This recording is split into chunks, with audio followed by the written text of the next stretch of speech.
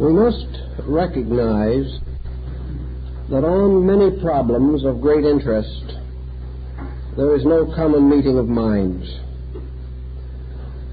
There are so many things to learn, and so little is actually known. And yet, from very long ago, men really tried to be thoughtful. And perhaps it is a mistake on our part to assume that all the world's best thinking has been done in recent years. We have a tendency to believe that fact began with the development of a scientific method for the accumulation and evaluation of knowledge. It is true that facts have become very important to us, but so much that we want to know is outside of the boundaries of any machinery that we can set up for the evaluation of human thought. I have always believed that someday we will acknowledge reason to be a valid source of facts. That which is reasonable, truly reasonable, must come very close to the truth itself. And in many areas where facts cannot penetrate, or the factual instincts cannot operate, we have the power of reason. And this has done a great deal to enrich our lives, to make our concepts more noble, our ideals more luminous than they would otherwise be in the face of the available facts. The study of man began when man first began to be aware of himself and others. There are some very interesting forms of knowledge about man preserved by primitive people. We have begun to realize that primitive people could have a valid kind of knowledge, a folk knowledge, something that arises in the inner consciousness of the individual and carries on down through. Nearly all great cultures, civilizations, have produced philosophers of one kind or another, and the philosophers were the scientists of antiquity. Furthermore, there have come down to us a wonderful heritage of ancient legendary, myths of a golden age, fables, folklore. We are not able to fully trace all of these streams of belief, but there is a suspicion that it may sometime be proven that mythology is the history of the prehistoric world of things, that it is only prehistory, veiled in the emotionalizations of later peoples, but still containing much that is valid, much that is essentially true, if we have patience enough and liberality of mind enough to contemplate this rich storehouse without sophistication. The Hindus, Chinese, Egyptians, Greeks, Persians, all developed elaborate theories concerning the origin of man. Even some less cultured nations on our own Western Hemisphere, especially the Maya, the Aztec, and the Inca, gave a lot of thought to this mystery. After all, man lives with himself. He faces himself every day. He learns a little about the lore of his own people, And with the coming of history, a magnificent pageantry was open to him. We cannot blame him if he speculates, if he tries to think through the mystery of himself, tries to determine in some way where he came from, and why he is here, and where he is going. Nearly all of the older nations of the world assume that man existed for a very long time. In India, for example, long before the rise of modern science or the more recent discoveries relating to human remains, the Hindus were already thinking of an earth inhabited by something at least resembling man 20, 30, 50, 100 million years ago. They knew whatever this process was that produced man was not rapid. They realized also that the gradual evolutionary processes which brought man into being were in a way recapitulated by the prenatal cycle in man's present coming into birth. Just as surely as the embryo passes through many stages of development, more or less summarizing the whole evolution of the animal kingdom, so it is evident that man himself came forth a very long time ago, that he was not instantaneously or wonderfully produced. There was not a case of a world without a man and then marvelously saying man was there. He did not appear with his girdle of fig leaves as most often represented in masterpieces of the 15th and 16th centuries. Nor did man arise, as in most of old paintings, clean-shaven and well-groomed. There was something else to this picture. Man had to grow up. Most ancient peoples were convinced that man came out of water. They believed that he some way came out of an ocean or out of a great depth or deepness. We're beginning to suspect this ourselves, even now. But man, according to the most ancient tradition, was a fish that came forth upon the land. And gradually his gills disappeared. Gradually his fins vanished. Little by little, he assumed the proportions that we now know. Not necessarily because these proportions were destined for him, but because there was a kind of something inside of man that began to fashion instruments for the expression of this inner self. And the shape and appearance of man was due to the urgencies within his own nature, which caused him to externalize the means of accomplishing the purposes that his dawning consciousness began to comprehend.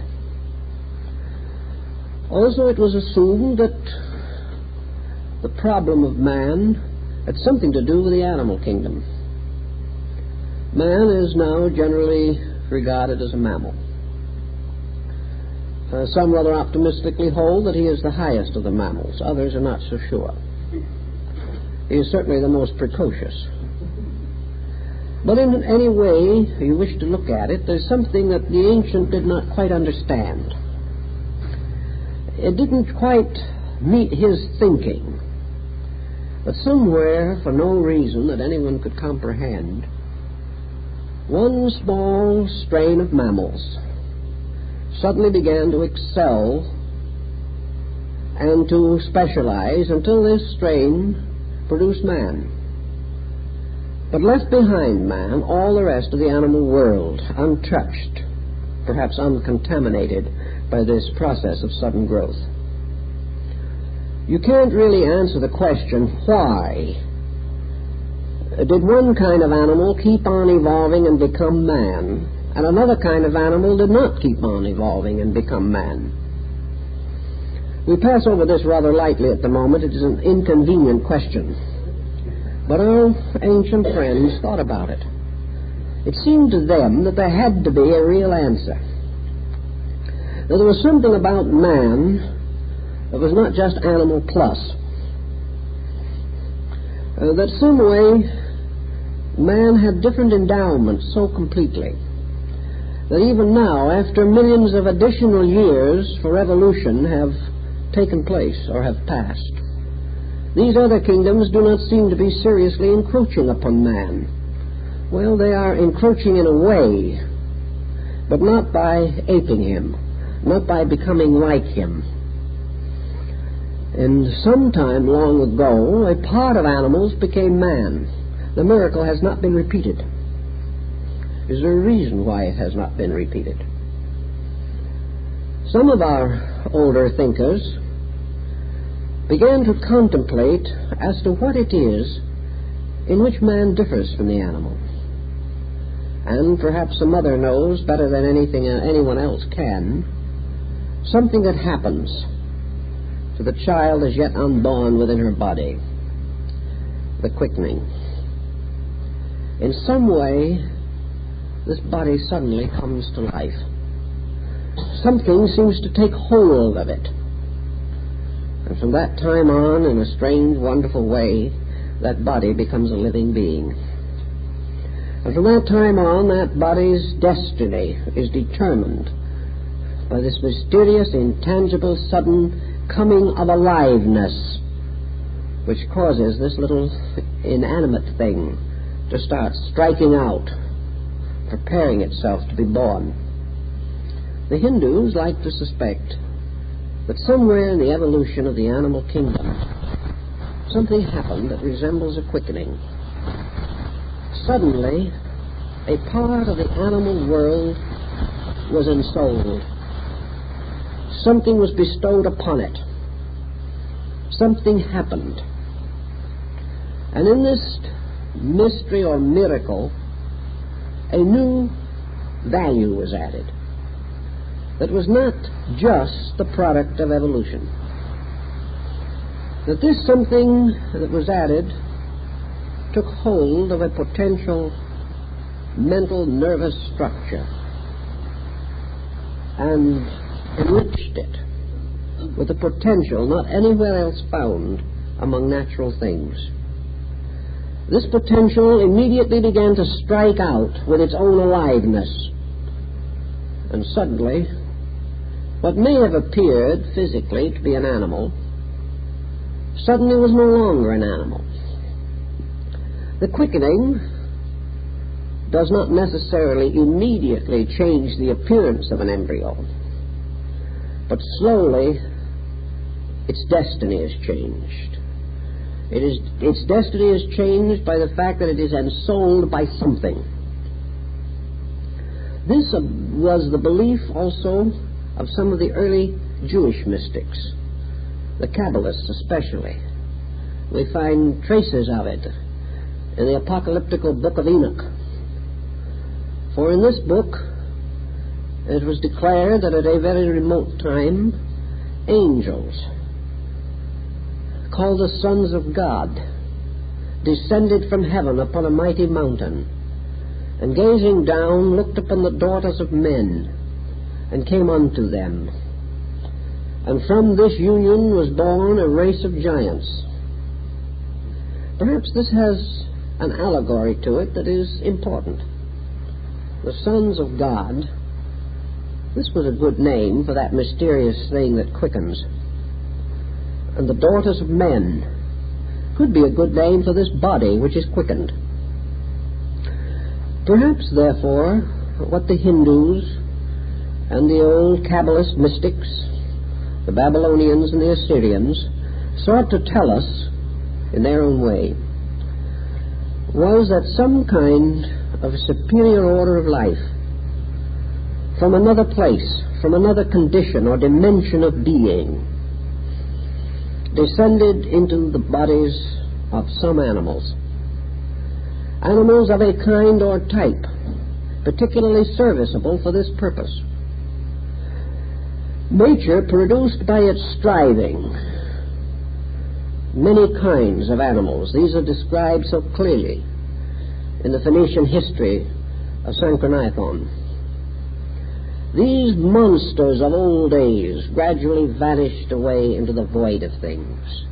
Nature, struggling in the alchemical laboratory of the dawn of time, brought forth creatures, brought forth a world as the home of these creatures.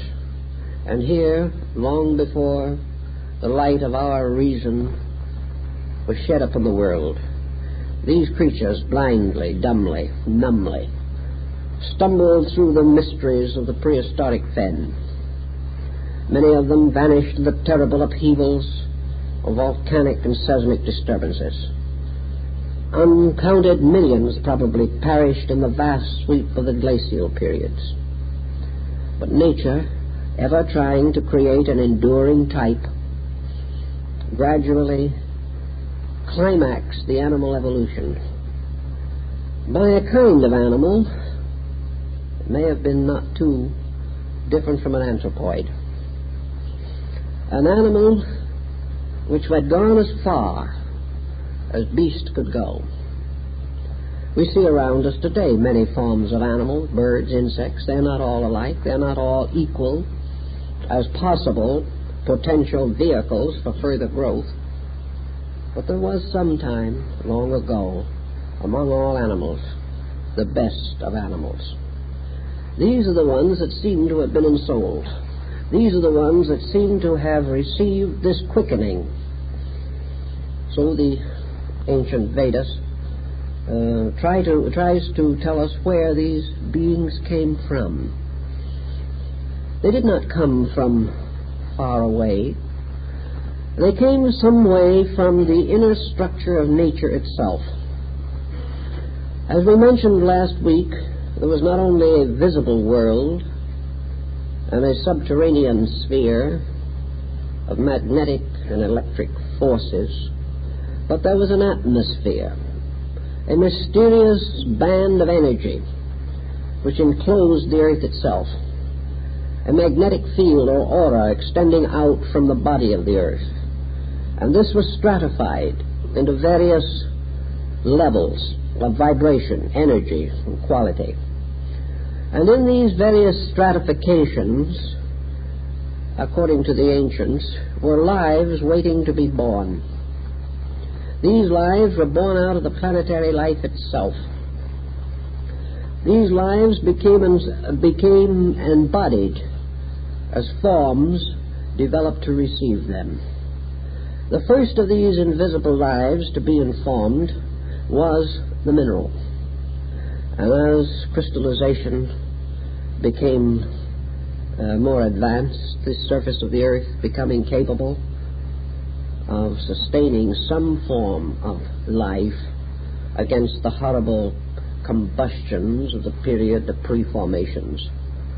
As this material substance increased in solidity, a wave of energies, of life principles, were supposed to have ensouled minerals.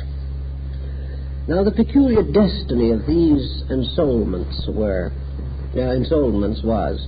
that this type of ensoulment had to last for the entire duration of the earth's existence.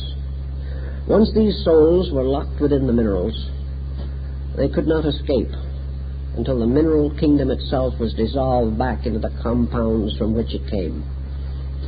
Therefore, sleeping locked within some kind of a strange darkness were orders of life, which, however, had the mysterious power to reveal themselves magnetically, reveal themselves in the strange vibratory patterns of minerals and metals, reveal themselves through the wonderful colorations of metallic and mineral chemistries, and also in the fissions and crystallizations, and the various lines of cleavage, which reveal that minerals, particularly crystals, are all mathematical patterns. Later, from this condition, from the dark earth of the crystal embodiment itself, the material form of things, that gradually began as mosses and lichen, the beginnings of vegetable life. a life which began, according to the Greeks, in decay, in the green scum upon the surface of things. The Platonists believed that water received into itself free spores that floated in space, and that these free lives, captured and drawn within the magnetic field of the earth, fell into water, where a strange decomposition took place, a death. And out of this death and decay, life came. Life as a green scum upon the surface of water. This was the ilium, the Ilus, the mysterious source of the family of the Trojans in Greek mythology. When this vegetable kingdom had reached a certain degree of development, lives from the atmosphere of the earth's outer surface descended into these forms, quickened them, and the true development of vegetable life began. This vegetable life had considerably more freedom of expression than that of the mineral. Yet some of these vegetable forms also lasted a great time, like the sequoia trees and the cryptomeria of Japan, trees that might grow and live and linger for 10,000 years, trees that were old, long before the wars of Troy and the fall of the ancient solar race of India. Later, from this same type of continual growth, these plants began to extend further powers. One of the things that seems to have had a strange and little appreciated influence on all this was that plants gradually developed horizontal structures. From the slender, vertical stem of the ancient tree came the far more complicated form of the bush and the shrub, the vine and the tendrils. Perhaps this is why the grape was so highly venerated among ancient peoples, for they believed that when plants developed horizontal spines or horizontal stems, they began to verge toward the animal, because in that kingdom the magnetic field operates through the horizontal spine. But in any event, some plants seem to have gradually evolved until they could be quickened into animals. And so it went on, until finally some animals reached a point where mysterious beings or entities held in the outer magnetic atmosphere of the earth the spores of humanity were able to take upon themselves these bodies. And in the course of time, the pressure of the peculiar consciousness which we call man broke through. The animals ceased to be like other animals and gradually became lord of the rest, binding to its use those lives not quickened by its own unique mental potential. Various estimates were made as to when this all might have happened. Perhaps the most conservative figures would put it somewhere between 30 and 50 million years ago. It might have been 1 billion years. Probably not so long, however. But somewhere, when time was right, the unfolding planet, with all that it carried with it, fulfilled some destiny locked within its own archetype or purpose. For it began to release in itself, through itself, and from itself, the kingdoms that were to people it, that were to give it its covering, its adornments. And these adornments of these peoples gradually became the reason for the planet itself. It was their mother. It fed them all. It gave them form and birth, and finally in death received them back again into its own dark earth. Once it is assumed that man was a creature which had a unique destiny bestowed upon it as part of its evolution, then we can begin to understand why man changed the course of nature, and little by little gained a strange independence. Man became the only animal that could really worry. There are tendencies now for animals to be neurotic, but it is assumed to be as a result of association with man, which is enough to make anything neurotic. But man certainly is the only animal that knows that it must die. It is the only animal which has ambitions as we know them.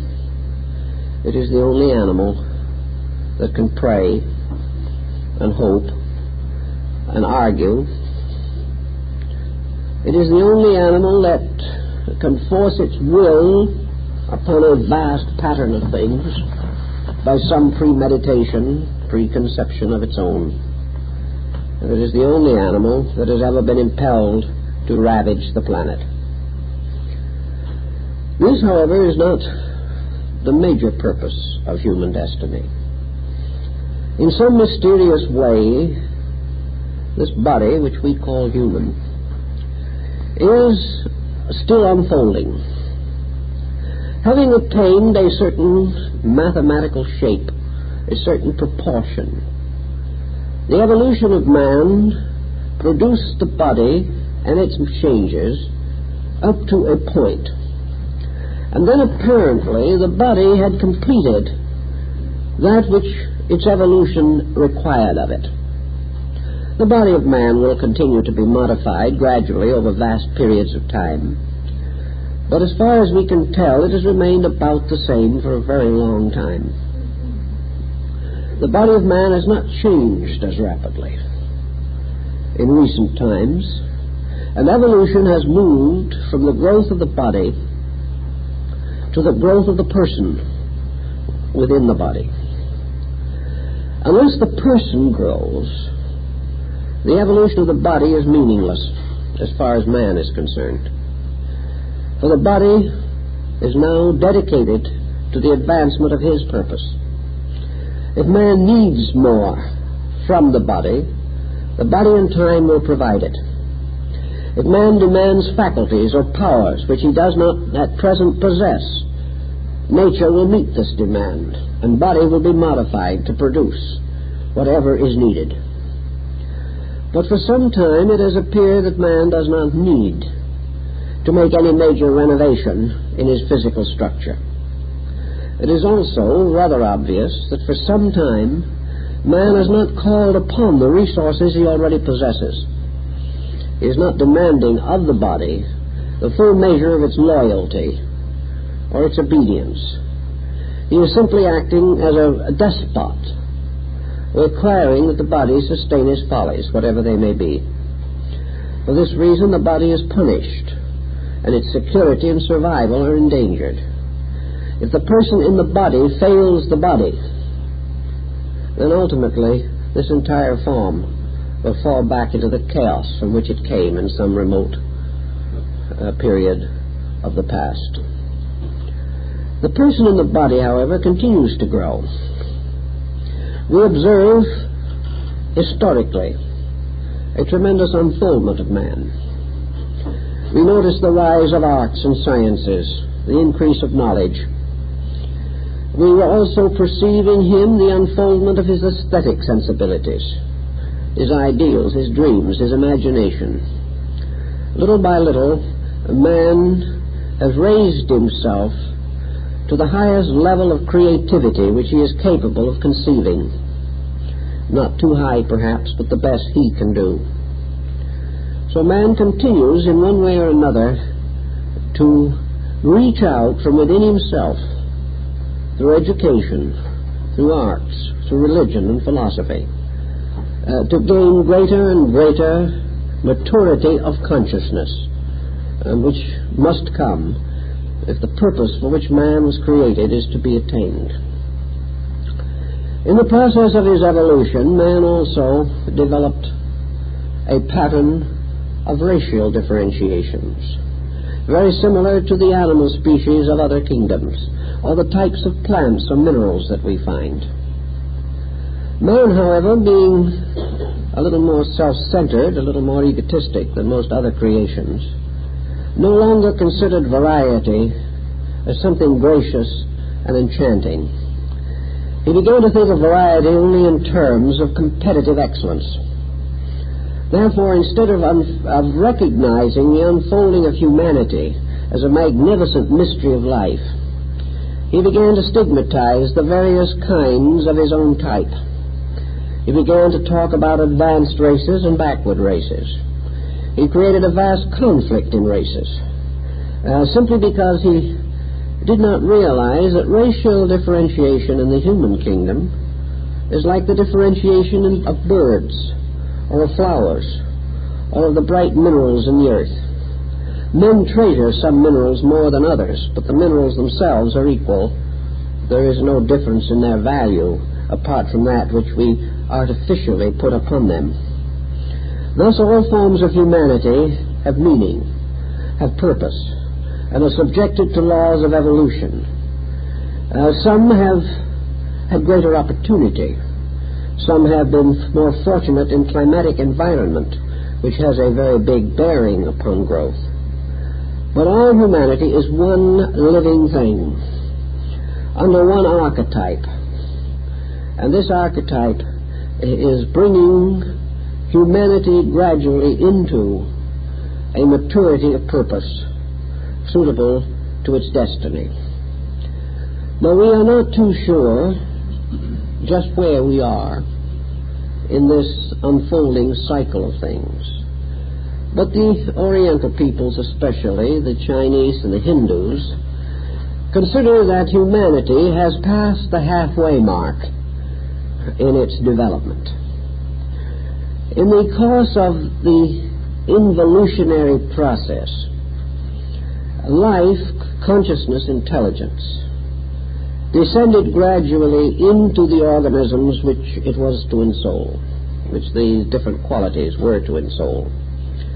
And then, having reached the midway point in growth, the involutionary process tipped into an evolutionary one. That which had gradually been locked into body began to break through body. And little by little in the evolutionary cycle, man will release into manifestation all of the potentials which were gradually locked into him in the process of quickening a body. The evolutionary trend therefore means that man's growth from now on through the rest of the pattern of humanity is a continual revelation from within himself of that which is within himself. And this means that much that we know nothing about today must ultimately come forth from him.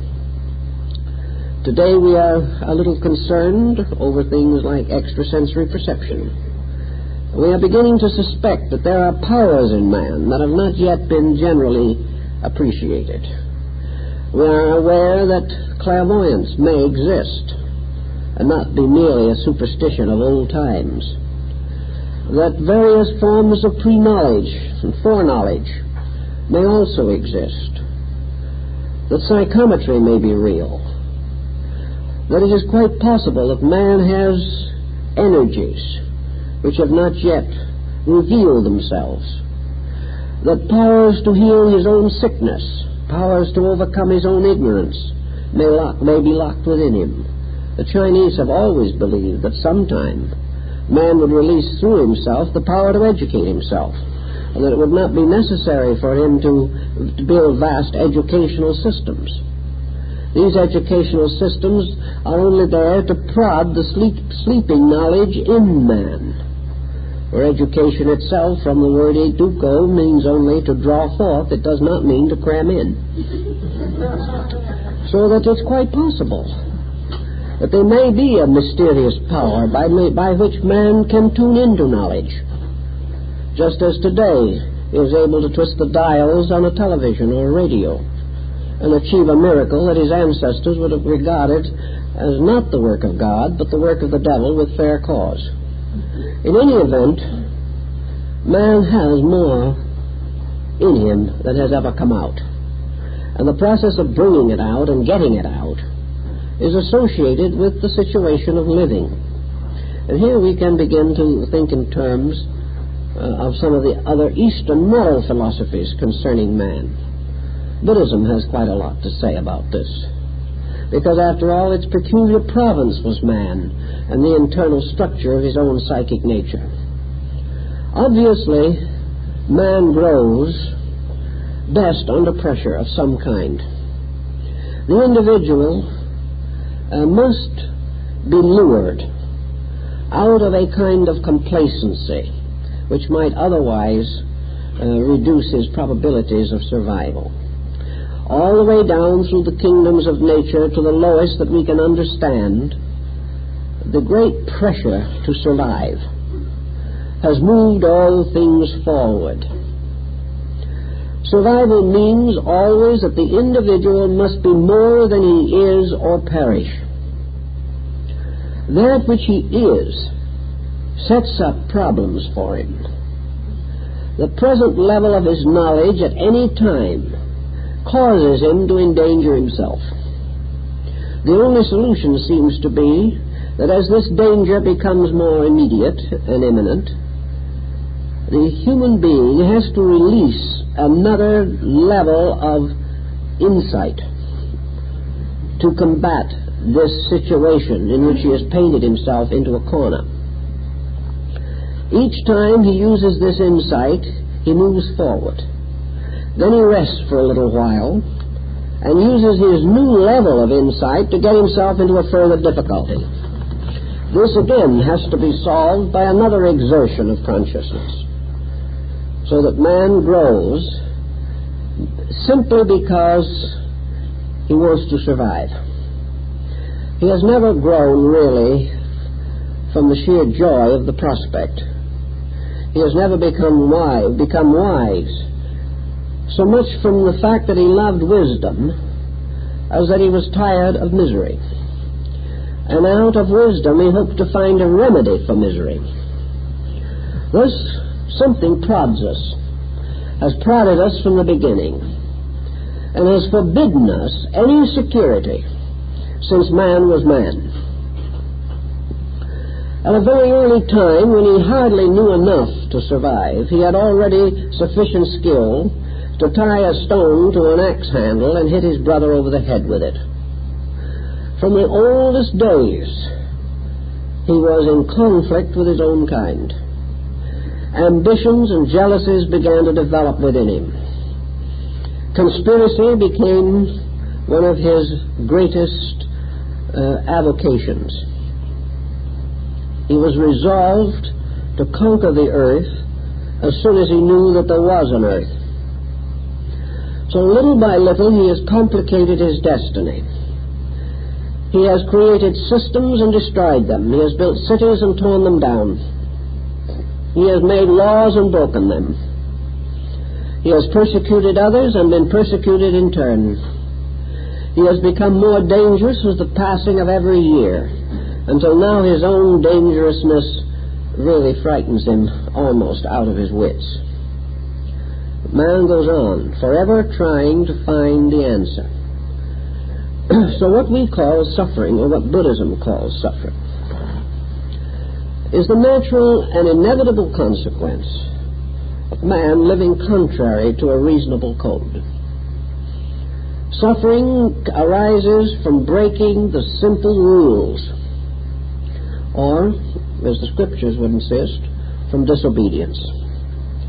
Not disobedience to a personal deity, but disobedience to the general pattern of existence itself.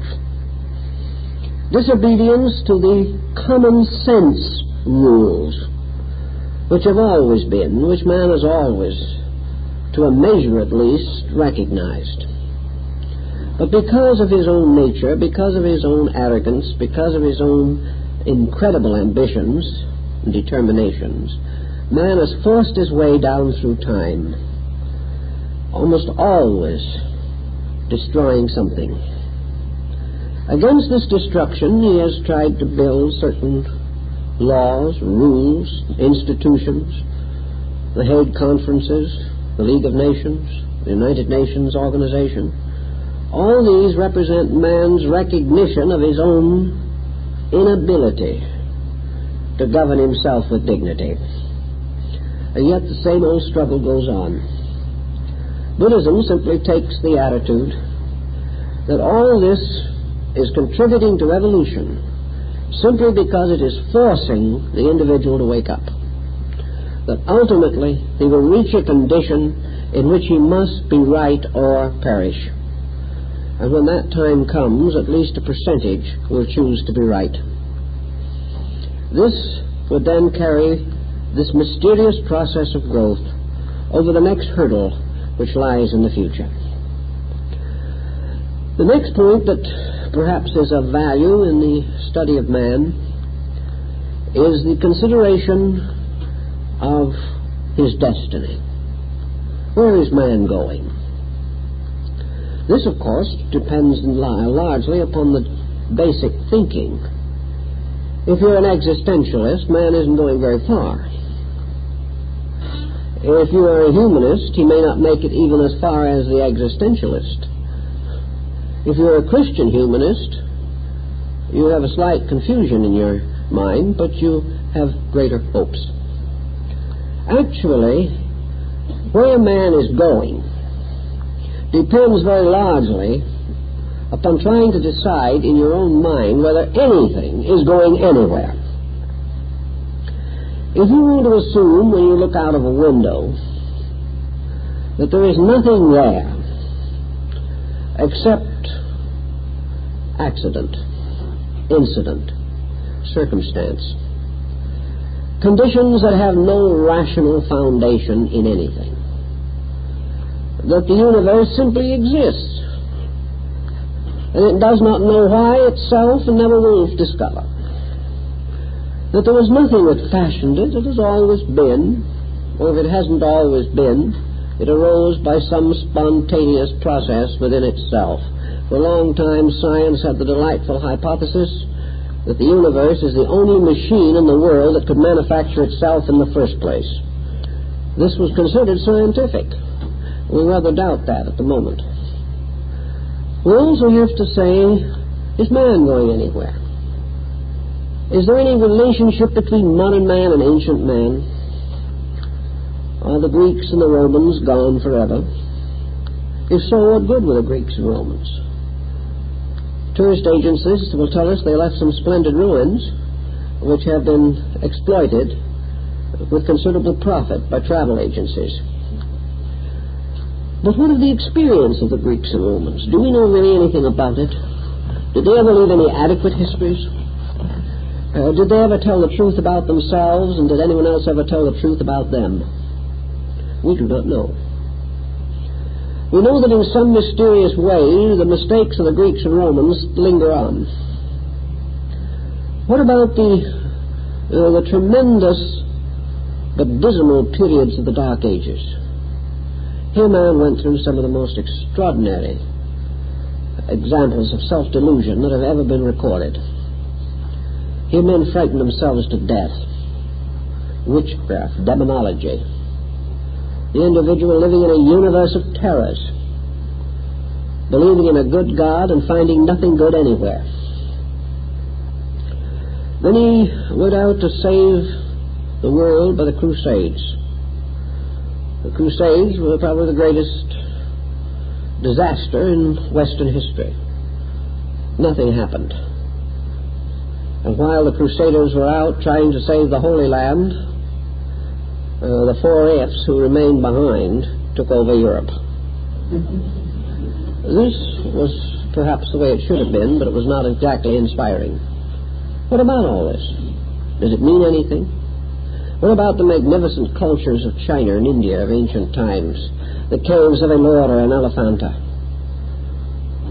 the wonderful sculpturings of Sarnath and Benares, the beautiful monuments of the Mughal Empire. What are all these things?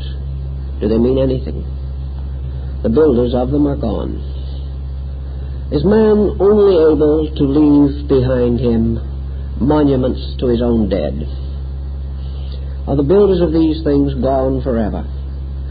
And will we who now stand in wonder of these monuments, join the forever dead in our own turn.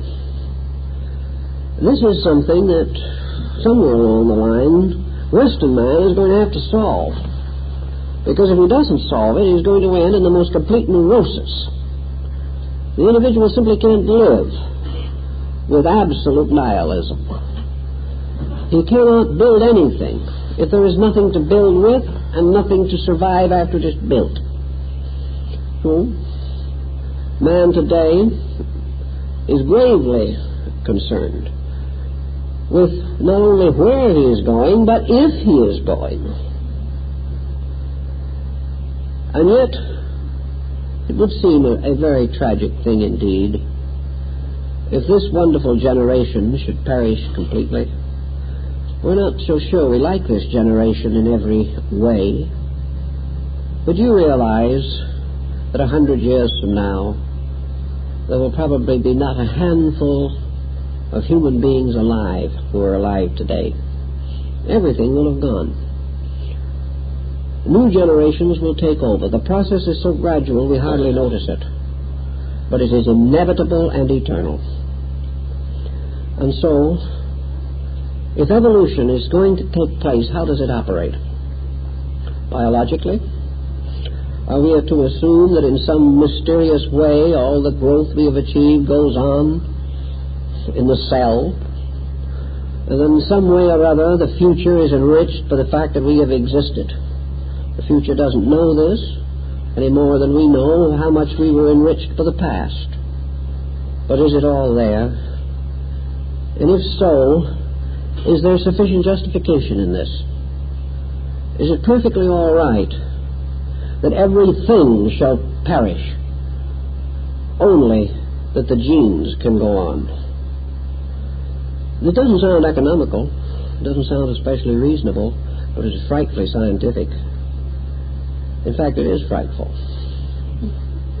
But we have no way to refute the scientist in his own language. We can only profoundly suspect that he is short-sighted. In this way, let us then take the possibility, which also belonged to our ancient brethren, that this life moving down through time is one life. That humanity is one way of life. That which is actually growing is like the flowing of a river. That life is moving from its source to its final state as one vast organism. That this motion is real. That this motion is purposeful. That these things happen because it is best that they happen. And that some force, power, or plan that we do not understand has decreed that the only way in which the particular purpose now at hand can be accomplished is the way it is being accomplished. And that therefore this way is indeed the beautiful necessity. It is the thing as it should be, as it must be. Man can only hope, however, to try to fathom something of the mystery of it, to find out how to explain his place in this project. Buddha was very suspicious that man would ever be able to know, as a mental fact, the truth about himself. Buddha realized that the mind is the slayer of the real, that the mind locks us in attitudes, but that this is strange but true, that the mind is a blind man that thinks it can see. The mind has created in its own darkness a kind of inner sight, a sight which is simply devoted to seeing what is expected, what is required, what is assumed to be true. The mind is locked within the kind of a pattern that produces college professors, intelligentsia, and historians generally, and produces the endless perpetuation of policies that are defended long after their vitality is exhausted. The mind just keeps on thinking in the same old way. And the individual can outgrow his own mind. He can be more honest than his religion. He can be more enlightened than his education. And he can be more scientific than his sciences. Because these are heavy things, moving slowly. But man moves more rapidly and anticipates in himself the courses which institutions will follow in ages to come. So we have the possibility that man has other ways of finding out the facts. If man wants to know about himself in the Buddhist philosophy, the only answer is to disentangle his mind from its attachments to all the preconceptions, restrictions, and limitations imposed by tradition and the common observation of things around him. This does not mean that the individual is to allow his mind to wander about like an unbroken colt in a pasture. But it does take the ground that the deepest part of human knowledge, that part of the individual which can come the nearest to knowing, is something very silent, very abstract within the core of man's own being. The only way the individual can hope to know is through inner experience.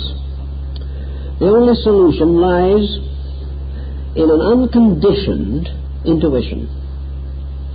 Not an intuition that is waiting to see a certain thing. Not an intuition that decides beforehand what it is going to discover. Not an intuition that is going to censor its own processes by conventional rules. Not an intuition that would be afraid of idealism or afraid of realism. But an intuition receptive to whatever is actually there.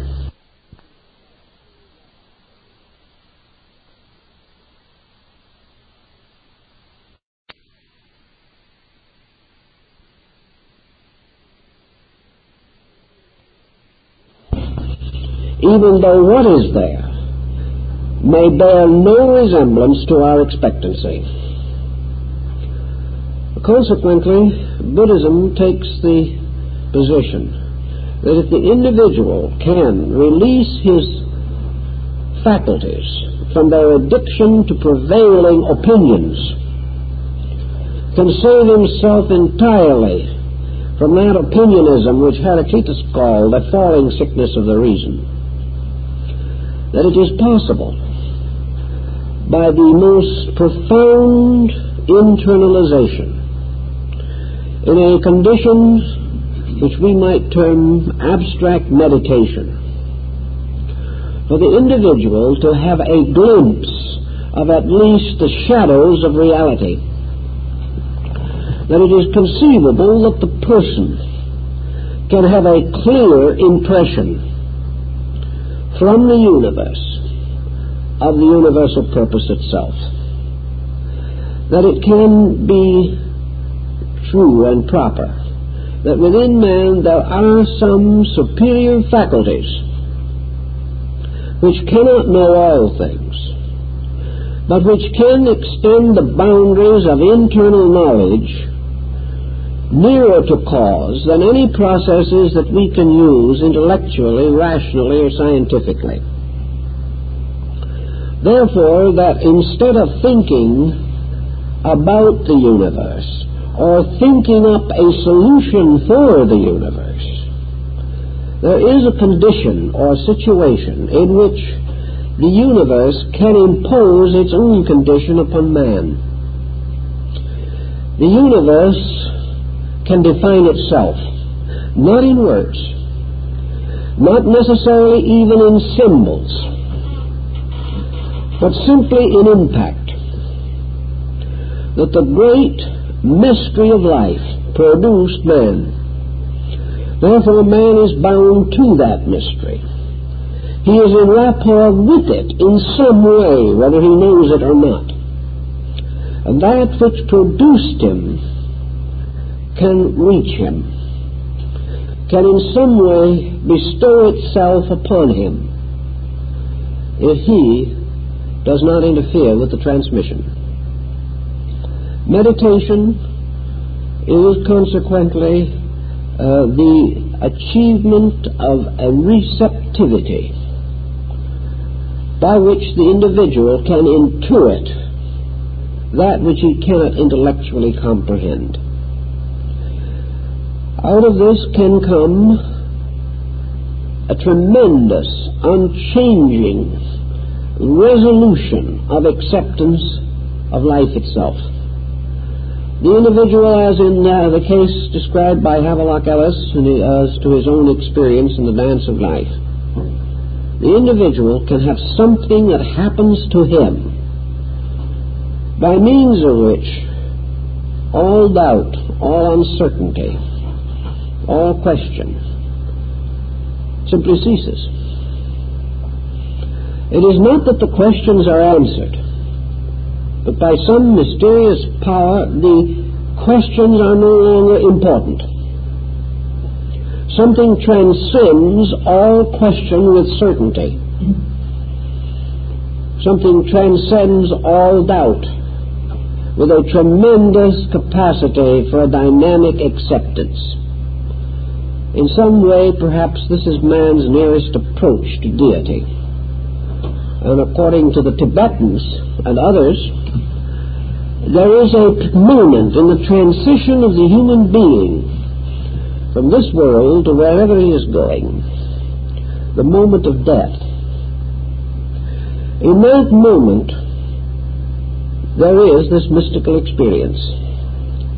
In the moment of transition, the individual has this flashing acceptance, has this strange, incredible realization that he is entering into a reality rather than a vacuum. That some way where he is going and how he is going to get there, these are no longer important. There is a tremendous sense of a complete rightness, a tremendous, overwhelming sense of security, which seems to come only when man has reached the final end of his insecurity in this world. This is perhaps why the Buddhists insist that the nirvanic experience at the end of the evolutionary process of man, the achievement of the transcendent consciousness in which the individual is no longer conditioned,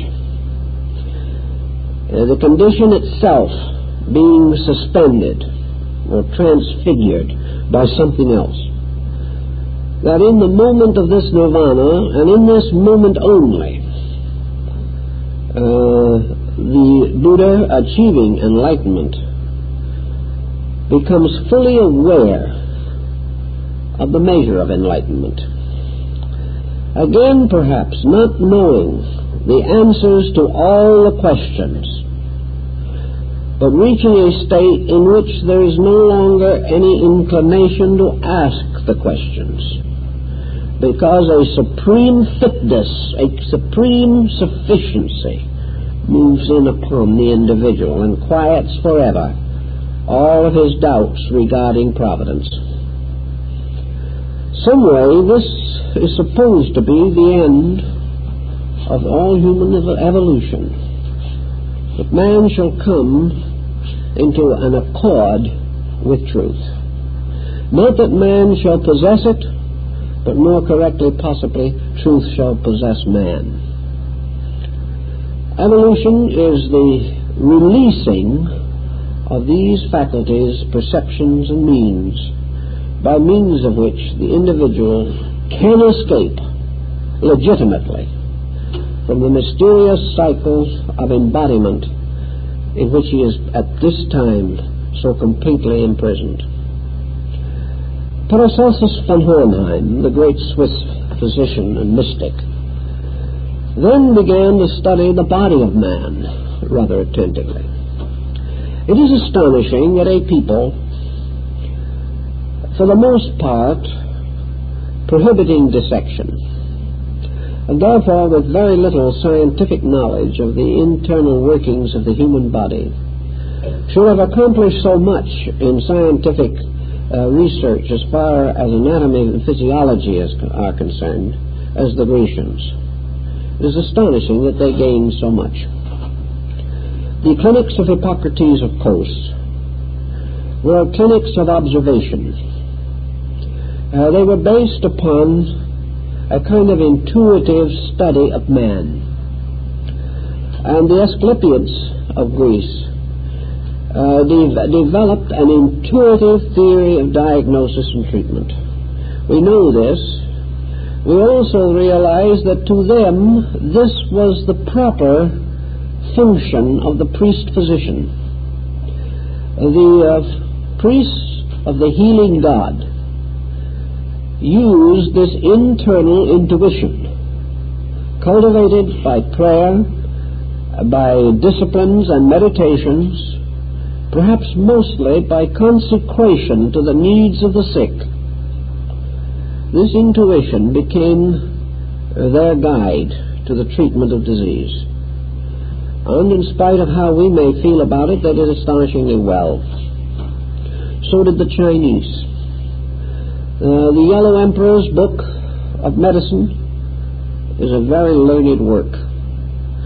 Learned because it is a book on anatomy and physiology developed by rationalization alone and without practically any clinical or dissectional knowledge. It might be termed an empiric system. It was simply achieved by imposing the universe upon man and assuming that man was a miniature of the world and treating him in this way, so that all methods of treatment were based upon astronomy and sidereal motion, that actually sickness and health were cosmic mysteries related to the sun and moon and to the motions of the stars. This did not follow that the Yellow Emperor's Book of Medicine was an astronomical or astrological thesis. This is not the fact. The fact is, however, that it did recognize that the human being was a little universe, and that therefore all the principles that men could study in nature were applicable to man. The Druids of Britain developed the theory that there was a planet in the earth for every star in the sky, and that just as the combinations of stars form diagnostic patterns, so the herbs of the earth, when combined, constituted the perfect remedies for all ailments. One of the old Druids said that there is not a sickness of the flesh, but that there is a flower or a plant or a shrub which is its proper remedy, and that you may not have too much difficulty in discovering it.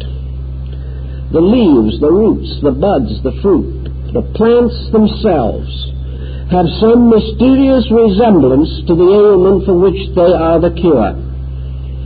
It is only a matter of skillful observation to discover the right ones.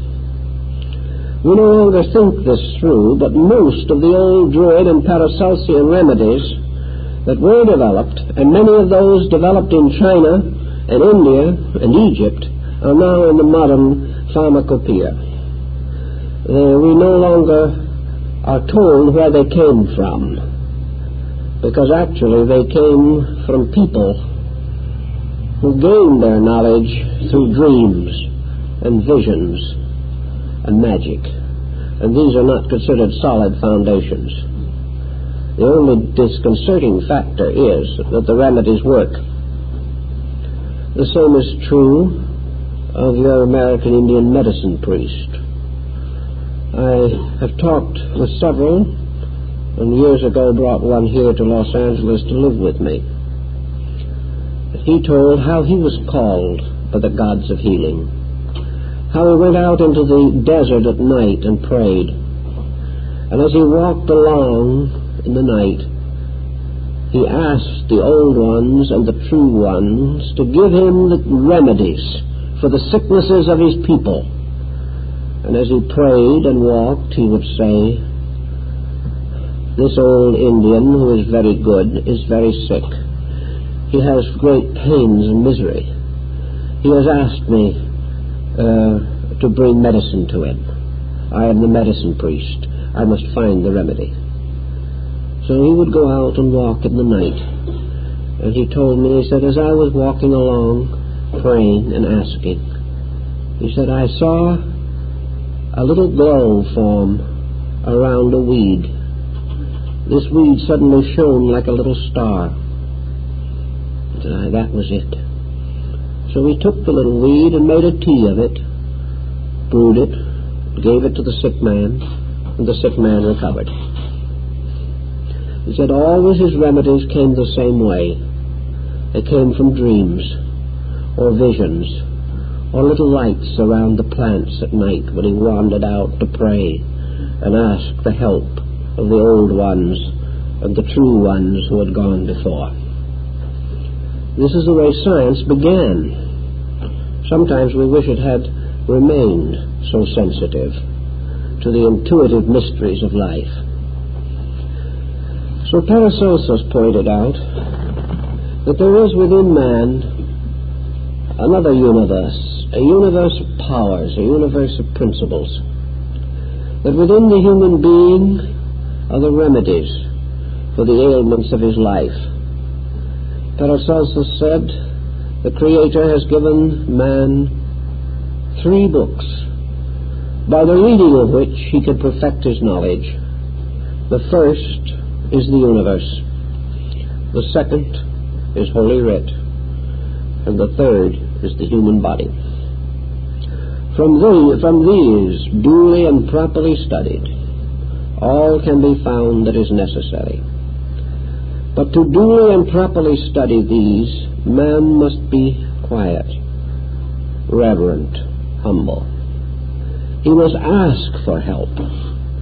He must ask for the light to shine around the little weed. He must believe that it will shine. So great learning spends millions and men still die. We are not willing yet to pray for light, to ask humbly that the eternal physician be revealed in the works of nature. Also in India, of course, the human body becomes closely associated with the great mysteries of yoga, Vedanta, and Tantra. The human body becomes an alchemical mystery, like that of the medieval scientists. Man develops within himself the secret science of his own salvation. He becomes capable of regulating his own body. He gains control over the functions and processes of his own flesh. Little by little, he attains a benevolent mastery of the very body which has been so uncertain and difficult to control. The yoga systems prove conclusively that we can control pain, that we can stimulate and regulate the functions of organs and structures, that we are capable of maintaining this body by an act of will. And among the ancient beliefs there was one to this effect, that as man achieves his highest evolutionary procedure, he will become capable of the voluntary control, structure, and repair of his own body. That in himself he is the physician, and that in evolution this power to heal himself will come out of him just as the power to instruct himself arises in his own nature. In the Shingon-shu, the tantric sect of Japanese Buddhists, Dainichi Nyori, seated in the center of a lotus of 8 scarlet petals represents the eternal Noah in the human heart. Truth, wisdom, God, reality. These are thrown within the heart of man. And man can reach them. Man can call upon himself for all that he needs and all that is necessary. And if he calls properly, he will be answered. Actually, there is no other answer to the problem of justice. If man is forever dependent upon something outside of himself for his survival, for his happiness, for his health, for his well-being, then man must always be dependent upon vast patterns of circumstances over which he has no possible control. If man must depend upon the world for his happiness, he is also forced to accept that the world can be the cause of his misery. In the Indian and Chinese systems, this is simply not possible. No individual is required to be bound to a common pattern of error simply because he has no way of escaping from error. Man is always capable of escaping from any condition of ignorance that afflicts him. The only thing is that he cannot find the answer in books. The individual seeking to escape from the restriction and limitation of the universe can escape from creation only by retiring into himself. Actually, if he goes deeply enough into himself, he finds the door which alone leads out of this maze into the security which we seek. All liberation must come from a motion inward, a motion toward cause, a motion toward root. And Yoga and Vedanta teach that the answer is for the individual to find once again his own root and to experience his relationship to universal life. Thus evolution carries these possibilities, and man likewise possesses these potentials within his own nature. Sometime he must evolve structures, instruments capable of sustaining this new degree of insight which will come to him. The Hindus believe that there will be 2 more kinds of human beings. These 2 more kinds will represent, in a sense, 2 more races. Races beyond any that we know. The first 2 races of the earth, the race of the sun and moon, have vanished away. The others that we see around us belong to a pattern near enough to our own kind, so that we recognize fraternity. What lies into the future? What kind of race can come out of this one that will be different from it without taking on something of the improbability of science fiction? The ancients were of the assumption that the next race would be obvious because the flesh of it, the substance of it, would be growing more and more attenuated. The body would be less dense and more sensitive. The nervous system would be infinitely more acute. Also, there would be a new pattern set up between the cerebrospinal and the autonomic nervous system. In some way, not too obvious, man would have 2 spinal cords, representing an equilibrium of the complete nervous system. It was also very possible that in the course of this procedure, his respiratory system would be markedly changed. That gradually the distribution of energy through the air would give way to a distribution of energy through magnetic poles. that perhaps in a way man is anticipating these changes by the conditions that are arising in his society. Air and water pollution have increased. There seems to be no answer. This condition will go on and will enlarge and increase with populations, with the continual growth of man's activities and his knowledge. Consequently, man must accustom or adjust himself to these changes, just as bacterial organisms can learn to survive the most powerful medications that we can turn against them. So man becomes less and less dependent upon the physical situations around him. Perhaps this also is the answer to the problem of population explosion. If the individual is no longer dependent for his nutrition or for a livelihood upon a balance of population, then the number of persons who exist within reason may not be nearly so important. As the individual develops, there must also be a corresponding enlargement of his psychomental receptivity.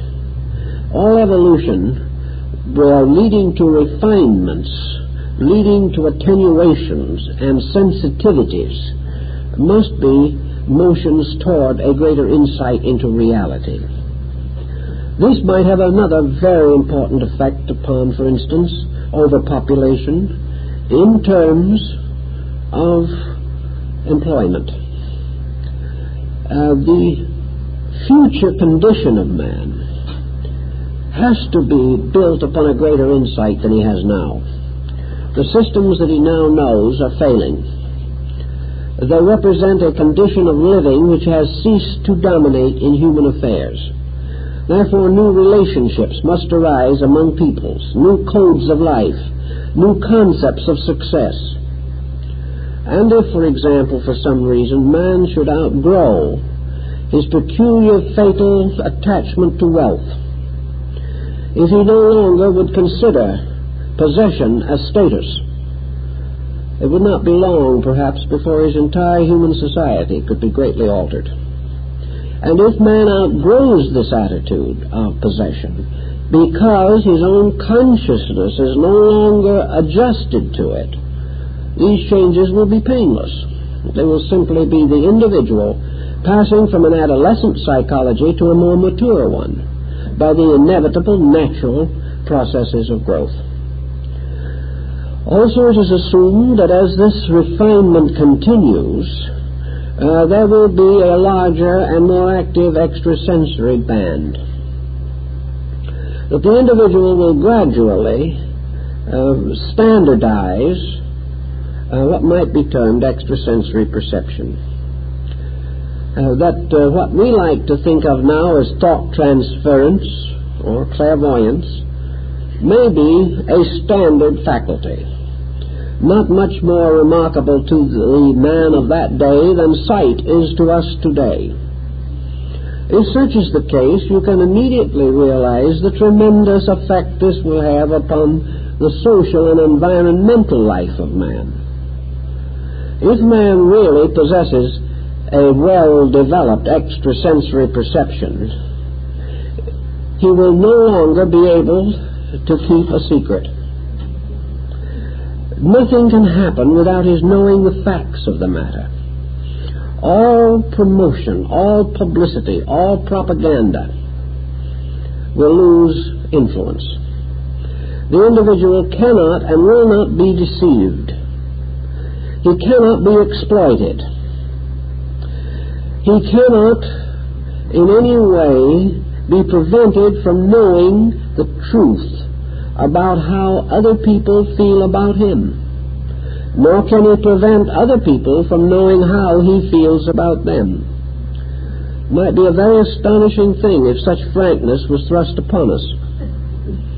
And yet, we can see how the extension of a single sensory perception could completely overwhelm the whole pattern of modern society, forcing it into an entirely different direction. If these all add together to produce what might be termed the sixth root race, man, then we perceive an individual who, in terms of our present capacities, is extraordinarily learned. Perhaps the best way that we can parallel this is in the Buddhist concept of the Arhat, or in the Hindu concept of the Mahatma. This exceptional type of person, the illumined sage, the miracle worker, the wonder worker who achieves the incredible simply by obeying natural law, by permitting things to fulfill their own patterns without human interference. If such a race comes into existence, this in itself must be the solution to the problem of our dilemma. In other words, our answer lies in that man will outgrow himself, that his growth will go on. And this growth will probably be most rapid for those who already have begun the cultivation of these characteristics which belong to this type of growth. However we want to look at it, those grow most rapidly who deserve to grow, who create within themselves the causes of their own improvement. We must naturally assume, therefore, that the same type of thing which has always happened is most likely to happen again. As surely as in the ancient legends, human beings entered into and quickened the bodies of beasts to produce men, so another wave or level of consciousness in nature must take upon itself the vestments of the most advanced human types to produce the next general demarcation.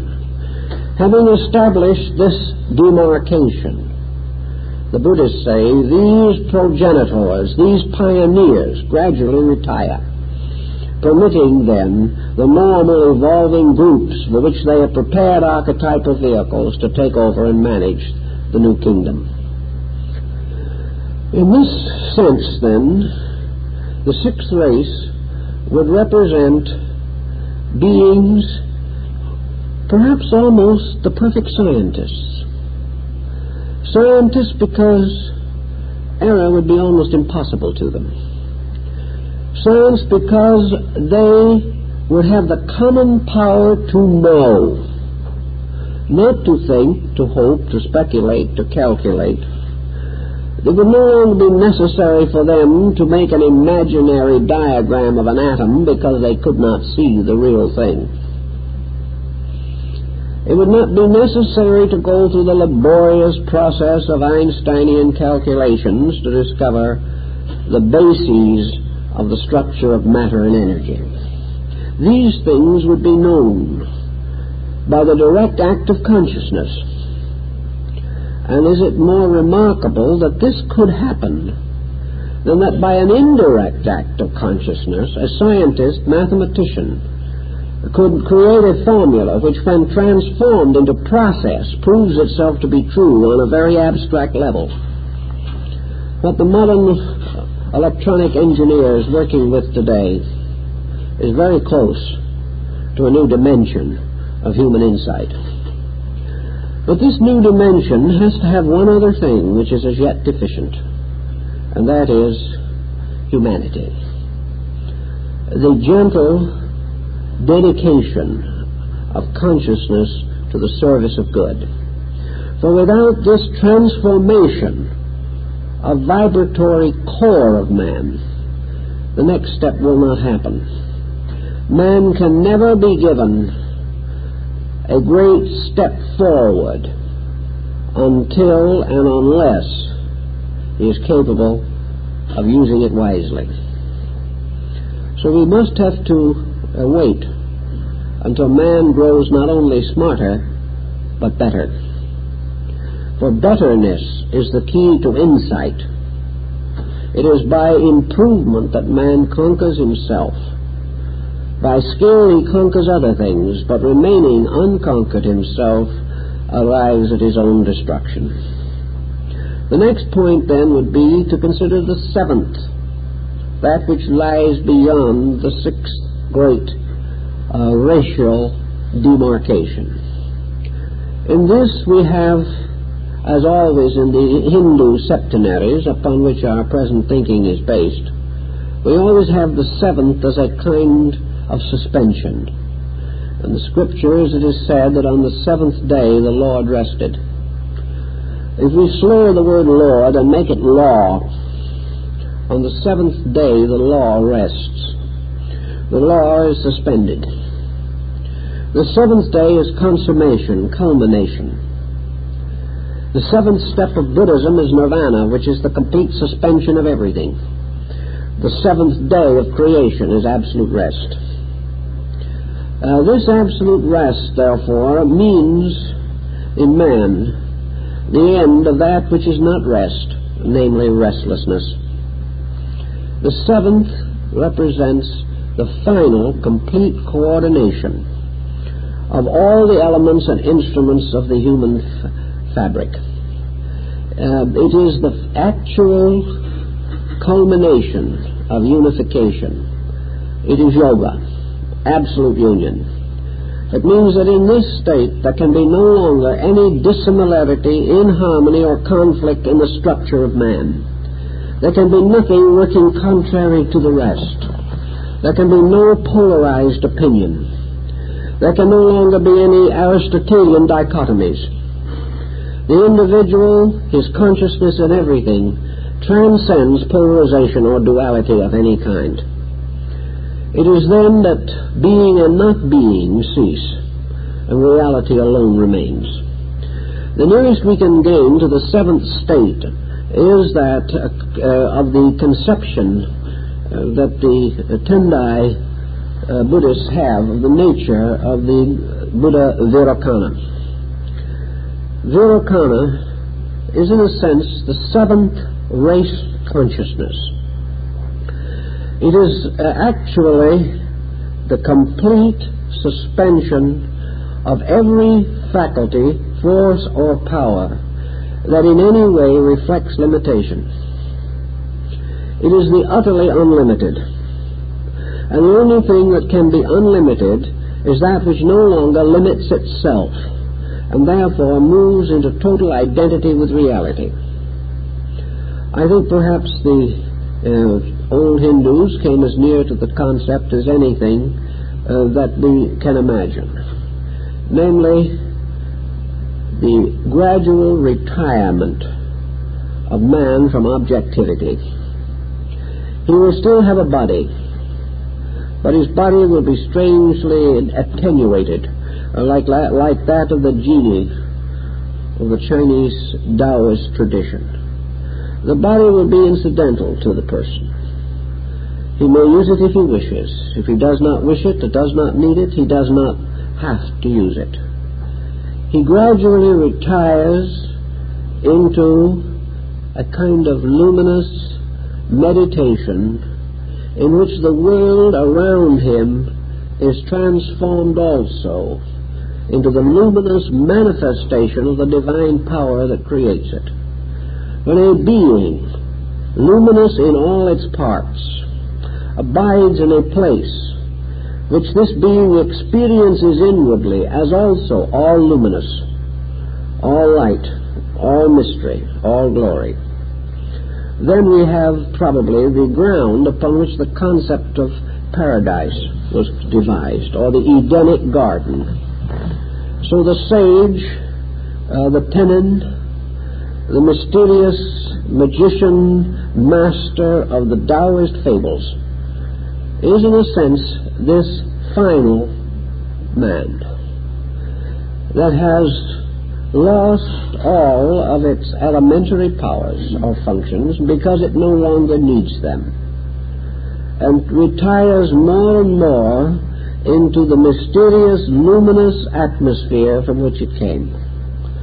Perhaps ultimately, at the end of the race, the end of humanity, man dying out like sparks in space. Not because man dies, but from this perspective man dies. The sparks return to the flame, and that which we have experienced or known as humanity ceases, and the lower kingdoms growing up upon the earth take over the empty throne, creating new types of life, new orders of existence.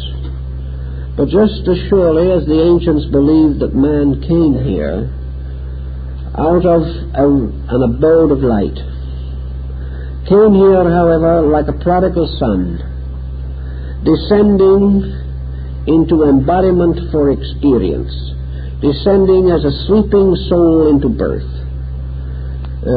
so truly in the end, fully awake, fully understanding the mystery of the life cycle through which it has passed, and the reason for that cycle.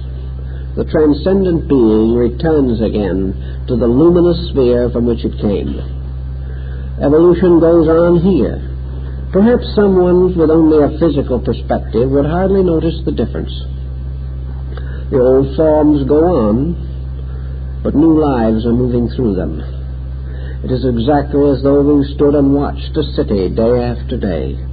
In 100 years the streets would still be filled, but not one of the people would be the same.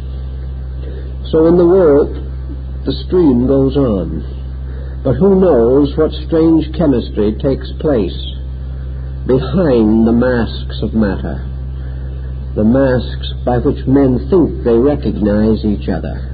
But these masks are only a persona, and behind the mask is a face that may change, but we never notice the change, because the mask does not reveal it. So all through nature, orders of life are changing, but we do not know this, because they move through the forms which have been fashioned for their housing. The ancients likewise tried to consider how far man could go. What, after all, is man as we know him? He is a body, he is a consciousness, he is a being, he is something with a spark of life in his heart. Where is he going? How can we really guess where he is going? We know he came from less, and we know that he goes to more. But how much less did he come from, and how much more does he go to? In Hinduism and Buddhism, all life ultimately reunites itself with some form of an overlight. In Hinduism, it is Atman. Atman is the eternal soul, or eternal self. Buddhism, not recognizing Atman, posits instead the complete suspension of all conditions in nirvana. But it clearly points out that nirvana is not total extinction. It is only the extinction of that which experiences separateness. So that beyond separateness is another kind of life that we do not fully appreciate right now. But the Atman, or the final overself, whether it be union in consciousness with the Buddha, whether it means the ultimate attainment of Buddhahood itself, which the Buddhist tradition affirms, or the Hindu Atman, or reunion with God, or oneness with the infinite. The concept is that what we call evolution has an over pattern, a pattern larger than anything that we can appreciate. That these separate sparks which make all forms of life, from the tiny gnat floating in the sunbeam, from the electron and the atom, from all the kingdoms of nature, and even into the mysterious divine hierarchs described in the visions of saints. All of these sparks of life were cast from a single fire, one tremendous consciousness called Atman. This consciousness, in the form of Vishnu, floating upon the coils of the coiled serpent of eternity on the ocean of space, represents strangely the total nature of life.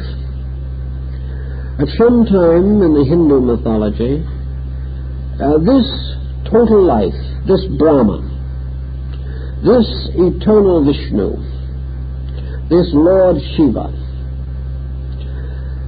entered into the illusion of creation, becoming the great mendicant, adorning itself with ashes, wearing clay and sackcloth, the symbol of embodiment. And this one spiritual flame broke up into an infinite diversity of sparks. And each of these sparks became a living thing of some nature. And these sparks are infinite, as life is infinite. And these sparks are seed-like and germinal. And in this form, the great deity died. It was buried within creation itself, went to sleep in its own dream. In some of the Eastern fables it is said that this being entered into meditation, and in its meditation imagined itself to be embodied, and went through the processes of embodiment as an inner function of its own consciousness. And this inner function we know as creation. In any event, this supreme power became infinitely diversified through infinite time and infinite space. And then, in the processes of evolution, these forms which were built around the primordial sparks grew more and more adequate. The purpose of the growth of form was not that form should improve.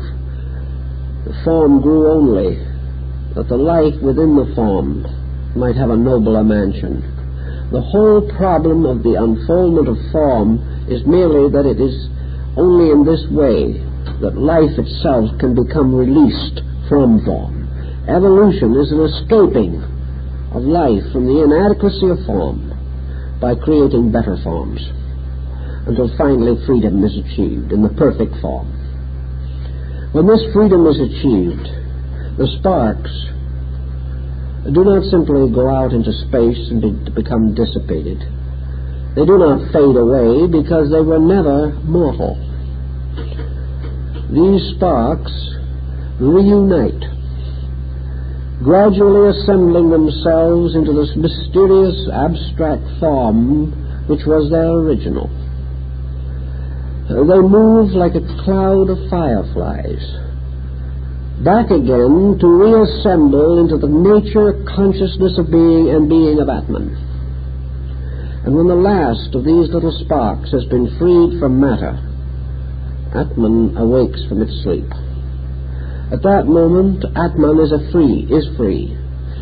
The God which created the world by entering into it and sustaining it with his own existence has been liberated. The evolution of man is the resurrection of God. Well, this is a daring thought, particularly coming from thousands of years ago. But it has influenced the philosophies and theologies of all peoples. It seems to give at least one somewhat adequate concept of what things might be like and why they are as they are. Actually, man is forever trying to justify the universe to which he belongs. Some say this is superstition, that the only thing the individual wants to do is to have something to lean on, that unless he evolves a theology or a psychology or a philosophy that has vast dimensions and proportions, he is afraid. He is afraid of being alone in the darkness of his own ignorance. This is, I think, a rather sophisticated point of view. A lot of it has gained momentum in the disillusionments following 2 world wars. But the fact still actually remains. The disillusionment solves nothing. It brings no real answer. Disillusionment does not tell us why we're here. Usually disillusionment ends by taking away from us even the concept of the machinery that is necessary in order for us to be here at all. We cannot afford to take too much away, because if we do, there is no one left to be disillusioned. We know, therefore, that there is a process operating, that the misfortunes, infirmities, and inconsistencies of life are actually the greatest proofs of natural law that there are. Rather than discounting natural law, they demonstrate it. And that there has to be some reason. We can have any reason you want, but it would be hard to imagine a more transcendent reason, a more splendid vision, than to realize that existence is an embodiment of universal life. That existence is alive because an infinite life inhabits it. That just as man's mind and consciousness have molded his body into its present proportions and dimensions, so infinite life has molded in space the infinite structure of the cosmos as being the least form capable of manifesting the cosmic purpose. This cosmic purpose, however, is not merely to remain glistening forever in the firmament.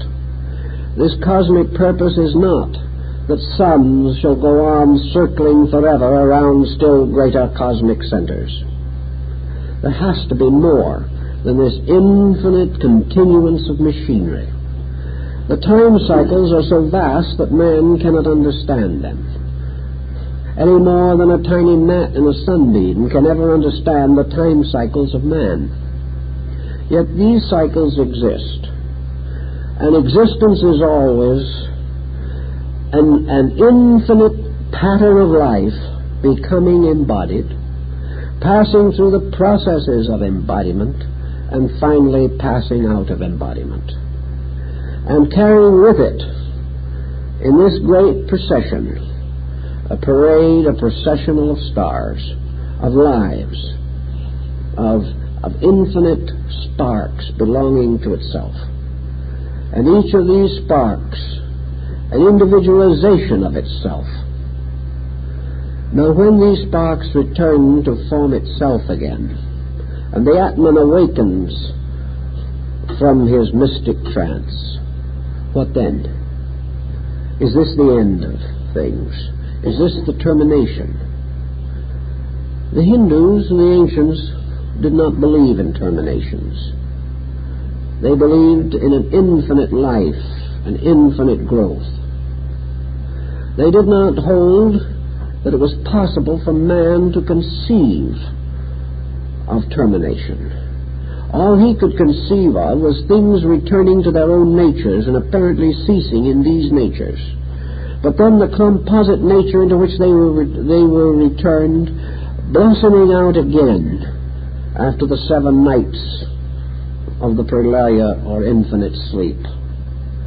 So life goes on, evolving, unfolding. But every experience that occurs in life has meaning. By our experience, we add to the waking of the sleeping Brahman. By the Brahman's experience in coming back to waking from its own sleeping, it adds wisdom to something beyond itself. Life goes on. Life is the infinite manifestation of growth. Now, men thought this way long before they were disillusioned. Perhaps they were right. Perhaps disillusionment is something that has simply numbed their senses to a splendid vision that we all need. At least I think by the greatness of our vision, we gain a certain inspiration for the immediate regulation of conduct.